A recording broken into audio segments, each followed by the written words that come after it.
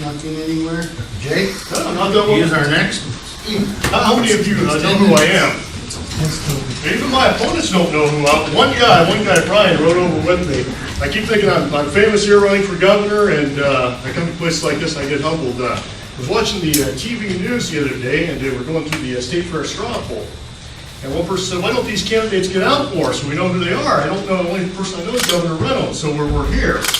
We're talking to the people, and that's what I'm doing. You know, every week I'm out campaigning. I was in Cedar Rapids last week for a few days. Over here, I think 3 or 4 times in Des Moines the next couple of weeks. So we're out there getting the message out to people. I originally said that I wanted to run for governor a couple of years ago, and then dropped out for a while. And a lot of people encouraged me to step back into the race. They were very concerned about the budget, what's happening to our legislative process here in Iowa. It's a real disaster, to be quite honest with you. I'm mad as hell. I hope you guys are too. What have we focused on this legislative process? What is the state legislature focused on? Last year it was attacking the public unions, right? I'm a Libertarian. I think that people have the right to form unions. I think they have the right to come together and form those. So a little bit about my background will probably tell you why I believe that. I'm a businessman from Council Bluffs, and before I got to being self-employed, I worked in retail store management. And you talk about the need for a union there. Whenever they continuously cut hours for their workers, they're making a good profit off of them, and they suppress the right to unionize. As a matter of fact, we had some new employees at one point, and I just happened to make the joke. I told them, go over there and ask about joining the union. So they did. They walked into personnel, asked to join the union. I got threatened with a write-up for doing stuff like that, but there's definitely a need for that. And we look at what else the legislature's done. Well, they don't balance their budget, right? They spend more than what they take in. They give tax credits and tax breaks to the wealthiest Iowans while sticking everyone else with the bill. That's what our legislature does. They don't focus on things like the medicine for the sick children, the cannabis oil. They eventually pass something that's not really much of a bill, and it takes them 5-6 years to get that done. That's not acceptable. We've also got a problem too of people that have paid their time. But after they've been sentenced, they still don't get their voting rights restored.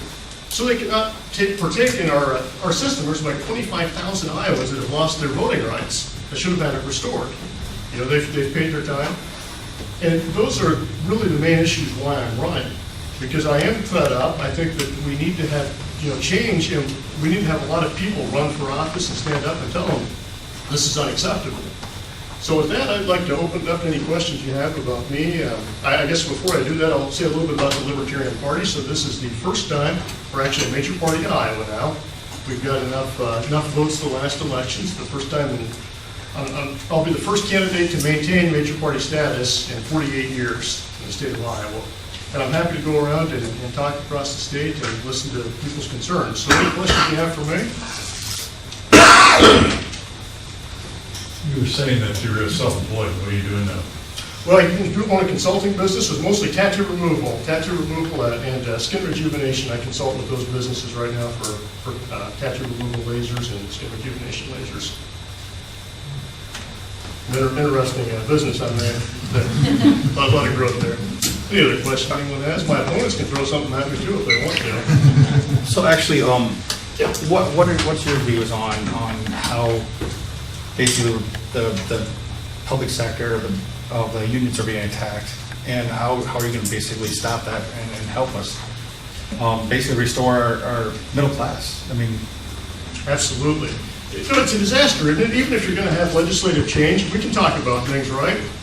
Don't have this closed process. They can't get anything through legislative session in 1 year except this.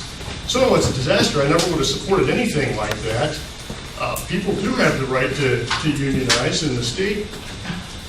I don't know what they're doing is they're hurting our rural communities as well. People are not going to stay in the rural communities if they don't have these higher paying jobs, right? They're going to move to the cities. Last census, 77 out of 99 counties lost population. This is going to kill our smaller communities. So as far as what we do now, I don't think the next legislative session you're going to get anything done, but after we have the elections, we can go through and once you get new people put in there, you can go through and try to change that again, try to reverse this. But we look at what they've made cuts for too in the state budget. Talk about the middle class rating. What did they cut? domestic violence shelters, mental health facilities. That's what our state legislature thinks they need to cut. They don't cut any of the waste that they do, any of the pet projects they have. They cut on the people that need it the most. I hope I answered your question on that. Any other questions? Well, if not, I'm going to do something most politicians never do, and I will yield back my time. So I do appreciate that. Thank you.